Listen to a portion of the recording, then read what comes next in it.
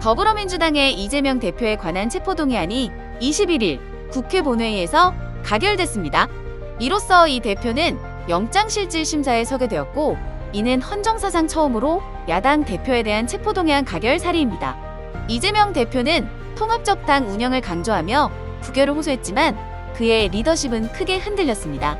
이 결과에 따라 박광온 원내대표와 원내지도부 전원은 사퇴를 결정했으며 조정식 사무총장 역시 사퇴 의사를 표명했습니다. 체포동의안의 표결 결과는 총 295명 중 찬성 149명, 반대 136명, 기권 6명, 무효 4명으로 가결되었습니다.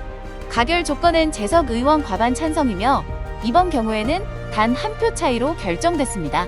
민주당 내부에서는 체포동 의안에 찬성한 의원들을 강력히 비난하는 등 큰 혼란을 겪었습니다.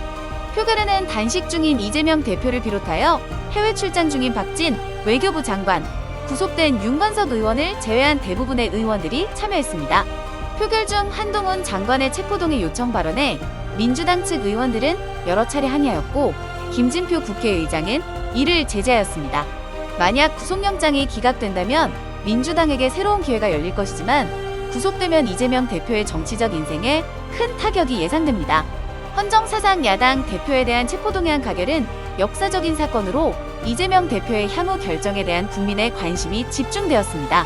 가결 결과에 대한 충격은 민주당 내부에서도 크게 파장을 일으켰습니다. 홍익표 의원은 이날 탈당 선언 의사를 밝혔습니다. 민주당 수석 사무부 총장 김병기 의원은 페이스북을 통해 일부 민주당 의원들을 비난했습니다. 이와 반대로 한준후 의원과 전용기 의원은 각각 자신들의 속상한 마음을 표현하며 민주당 내부의 분열을 암시했습니다. 국민의힘에서는 이재명 체포동의안 가결에 대한 다양한 반응이 나왔습니다.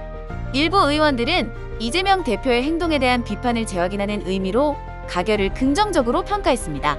하지만 체포동의안 가결이 민주당의 내부 갈등을 국민의힘에 미칠 영향에 대한 우려하는 목소리도 있었습니다.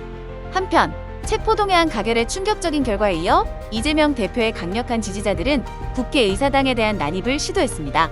몇몇 지지자들은 진입을 위해 긴급 출입구의 셔터를 강제로 올리기 시작했지만 국회의사당역 6번 출구 셔터가 파손되는 사건이 발생하였습니다.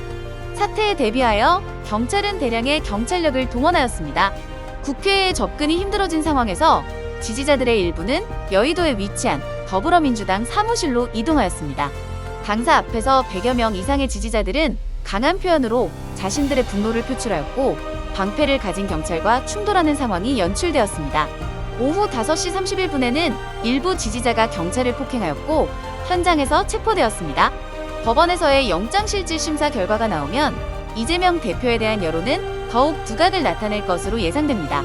여야 양쪽의 반응은 극단적으로 나타날 것이며 국민들 사이에서도 찬반 의견이 치열하게 대립될 것으로 보입니다. 이 결과에 따라 정치적 풍향이 크게 바뀔 가능성이 있으며 당과 야당 간의 관계와 전략도 크게 달라질 것으로 예상됩니다. 내일의 키워드도 궁금하다면 좋아요와 구독 잊지 마세요.